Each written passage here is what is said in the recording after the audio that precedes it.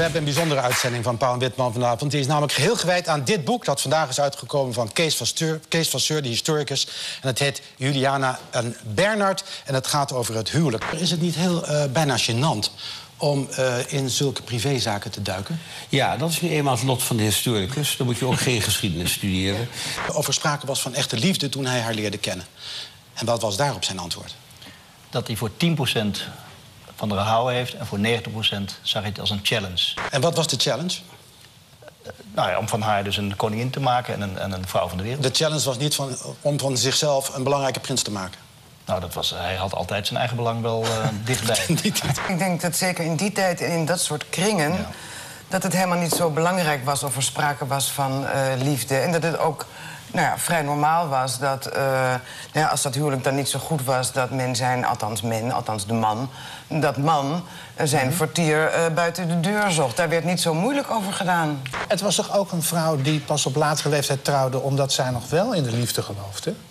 Ze liet zich toch niet uithuwelijken toen ze 22 was? Wilhelmina heeft 7 jaar met haar... Geleurd. Juist, dat durfde ik niet te zeggen. Straks wel majesteit op dat ze dat niet wil hebben. Maar... Heeft u nog enig credit bij de majesteit sinds u dat postuum-interview heeft gepubliceerd? Weinig. De prins in Engeland was en dat daar, zoals ook beschreven wordt... toch ook met enige regelmaat contact met allerlei dames was.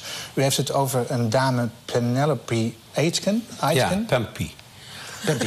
Peppy voor Intimie? Ja, Penelope. Ja? Pempy. En dat was voor mij nou het grootste nieuws eigenlijk uit het dikke boek. Want dat had hij niet tegen ons gezegd, tegen Jan Top en mij. En we hadden hem nog zo gevraagd... je moet al je amoureuze liefdes aan ons opbiechten... want we willen geen gedonder achteraf krijgen. Marijke had een oogkwaal. Er was in het land een gebedsgenezeres... Die had al brieven gestuurd naar het Hof, maar werd niet aangenomen. Maar kwam uiteindelijk eigenlijk via prins Bernhard toch in contact met het Hof. Prins Bernhard die... een vriend van hem, hè? De generaal Koot. Generaal Koot, ik heb nog bij zijn weduwe in huis gewoond. Commandant van de Binnenlandse strijdkrachten. Die had hem daarop geattendeerd, op die juffrouw Hofmans. En het treurige natuurlijk van het hele verhaal is dat hij haar binnen heeft gebracht. En daar de grootst mogelijke spijt van heeft gekregen... toen hij zag wat ze aanrichtte bij zijn vrouw. Ze had kennelijk een kracht in zich... waardoor zij mensen aan zich kon binden. En het kwam doordat zij die mensen als het ware vertrouwen inboezemde. Als je met juffrouw Hofman sprak... dan kwam je met een dilemma, met een vraagstuk. Je kwam beide en vroeg, wat vindt u ervan? En juffrouw Hofmans was een geboren psychologe... ook al had ze maar 4 jaar lagere school gehad. En die zei precies... wat jij wilde horen. Ik vind dat uit het boek toch niet helemaal duidelijk wordt... of helemaal niet eigenlijk dat het uit de hand gelopen is... dat deze juffrouw Hofmans inderdaad de gekkin was zoals ze wordt voorgesteld. Nee. En ik denk dat prins Bernhard, dat heb ik vanmiddag ook al gezegd... ik denk dat hij die situatie gebruikt heeft om... Juliana in een onmogelijk parket te brengen... om de regering erbij te kunnen slepen... om een einde te maken aan die huwelijkstwist... om een einde te maken aan Juliana's verlangen naar autonomie... onder die knoet van Bernhard uit... onder die vernederingen van hem uit... Daartoe heeft hij die hele boel enorm opgeblazen.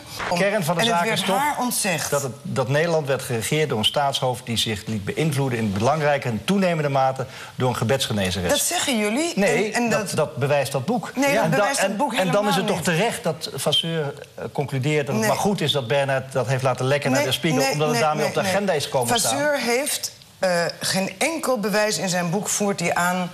dat juffrouw Hofmans zich met staatszaken heeft bemoeid. Nee, dat zeg en ook Drees heeft dat heel duidelijk gezegd. Ja. Daar is wat dat betreft niets aan de hand. In 1956, het voorjaar, denkt Bernhard... er is eigenlijk geen andere oplossing dan de zaak naar buiten te brengen. Dus Bernhard is klokkenluider. Wat was zijn strategie, denkt u? Was zijn strategie om uiteindelijk te doen wat is gebeurd? Namelijk te kijken of je het huwelijk kan redden en de monarchie overeind kan houden? Ik denk dat hij daar wel op ingezet heeft, ja. Het was zo'n gemene schurk, die Bernhard. Wat hij dus heeft gedaan. Hij heeft het naar buiten gebracht. Vervolgens is natuurlijk Juliana en iedereen razend geworden. Toen heeft hij ervoor gezorgd dat die commissie Beel kwam... met als eerste opdracht zoeken naar het lek. Wie heeft gelekt? Terwijl Bernhard dat gewoon gedaan had. En dat ook op het eind van zijn leven...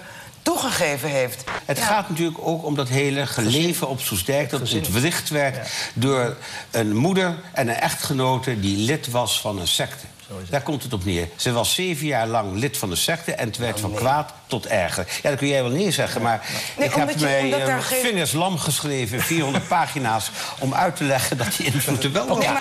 De beide echte lieden kwamen er niet meer uit.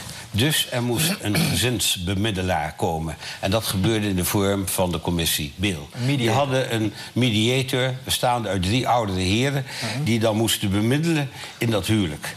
En dat hebben ze gedaan door te zeggen van ja, kijk, de oplossing kan alleen maar zijn dat de band met Hofmans verbroken wordt. Ik zou het wel prettig vinden als het nog een keer onderzocht werd vanuit inderdaad het perspectief van Juliana. Misschien dat Elsbeth... Dat is een mooie taak voor een biograaf. Misschien moet Elsbeth dat doen. Ja, ik beschik niet over de contacten en de bronnen. Misschien kan meneer Vasseur bemiddelen.